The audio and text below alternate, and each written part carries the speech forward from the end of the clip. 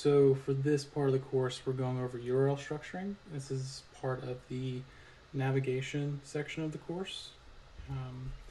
To overview it, I'm going to go over one, why it matters and how to implement it. So what I mean by URL structuring is how your URL is structured from a technical aspect, right? So why it matters is because that's how Google's robots crawl your website and know what URL to send people to when they're searching something, right?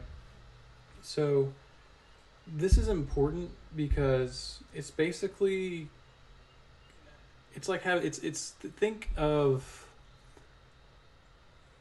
your website like your website URLs like directions on a map, right? So when someone clicks on a particular tab or button or page, it sends them to a URL for that page, right? And it's important that you have them, one, set up in a categorical way that your keywords you're trying to rank for are in those slugs. And then if you're changing those, you need to do 301 redirects, which we'll get into here in a minute. But this is very important. Google sends out robots multiple times a month to index and categorize the internet. And you want to make sure that the robots can understand and read your slugs as easily as possible, right? So to start off, we're going to go with how to implement categorical structuring. And to show you what I mean by that, so if we go to our services right here, and you'll see digital advertising and then Google Ads, search engine marketing, which by all accounts seems like a normal thing, right? But when you go up here to the URL structure, you'll see that it's nickthemarketer.com/services, which is our category. And under services, it is digital advertising. So that's a subcategory of services, right? So then is the actual page slug, which is Google Ads. So again, think of it like a file tree. When Google indexes your site, they'll know that you have a page for services, and then subsequently underneath that, you have a page for your digital advertising services, and then this is that page.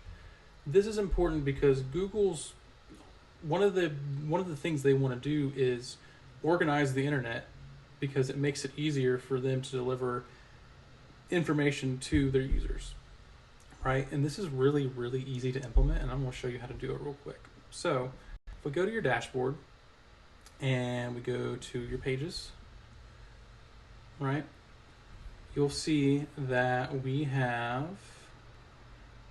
it's going to be on the next page over. So to start, we have to work our way from the top down, right? So you'll see that digital advertising, again, seen over here, is a subcategory of services, right? So all you have to do is go and edit the page, see the page attributes. We tell it that this page's parent is the services page, right? You hit update and then back over here. And that's what causes this to have the dash in WordPress. So that's how we tell the menu that digital advertising is a subcategorical page of services, right? Again, that's reflected up here in the digital advertising under services. Now, then what you have to do is say we have the Google Ads page. Again, you go and edit, and you come and tell this page that the parent for this page is digital advertising. That's why you have to work from the top down, not from the bottom up, right? So update that, and then the page knows that digital advertising is a category under, that Google Ads is a category under digital advertising, and digital advertising is a category under services. To go over it again, this is important because Google wants data as structured as possible because it makes it easier for them, so they have to spend less time and resources cataloging the internet.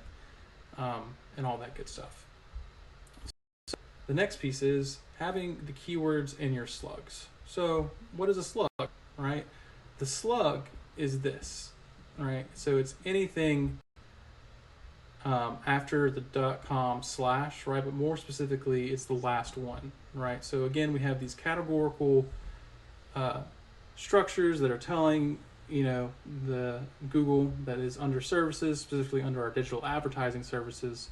But you'll see that we have Google Ads, Birmingham, Alabama. So on this page, the keyword we're trying to rank for is Google Ads. But it's also important that you put the location that you're trying to rank for. We're trying to rank Google Ads in Birmingham, Alabama. So in our URL slug, we have it listed as Google Ads, Google-Ads-Birmingham-Alabama.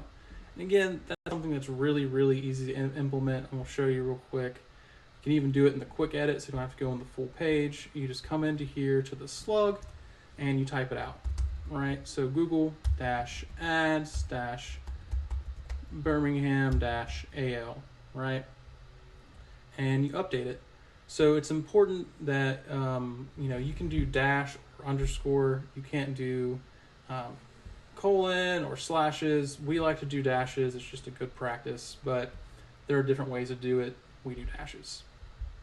So the next piece is, so once you go through and you change all these pages that you have built on a site, and you want to make sure again that you're doing it categorically and you're putting those keywords in the slug, well then you go, okay, well what about all the SEO efforts I've done already, or all these links that I have that are linking to those pages that I've already built? Now that the URL has changed, I'm going to lose all of that good SEO juice, right? Well, that can be easily solved through a 301 redirect. This is a technical term. Essentially, a 301 redirect is a permanent redirect of a URL, and that's what tells Google that when someone clicks on a link that goes to your website to the old URL, it redirects it to the new one. That way you don't lose any of that good SEO linking and all that kind of stuff that you already done. And it's pretty straightforward and easy to do. You can do this on a more technical level through the HT access file. But for the more average WordPress users, excuse me, it's better just to use a plugin. That way you don't break anything. We suggest the redirection plugin from WordPress. There's tons of them out there. Do your research, use your own. This is just the one that we use. And once you install it, it's pretty straightforward. So all you do is, now that we have, it's already installed by the way, you go to Tools for this specific plugin and go to Redirection. Once you've got it installed, it's good to go ahead and hit this advanced option. So the source URL, this is the URL. This is going to be your old URL, right? So I'm just going to take this old URL right here and put it in here. Leave this as it is, right? The title, that's optional. That's not really going to affect anything, so I'll just leave that blank. Match URL only. You want it to redirect to this URL. And now this is important. You want to make sure that this is a 301 redirect. If you do a 307, that's temporary. 308 is also a permanent redirect. Keep it on a 301.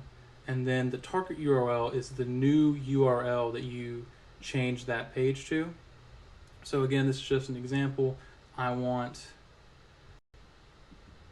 this to go to the new URL that you created based off of those parameters I just gave you.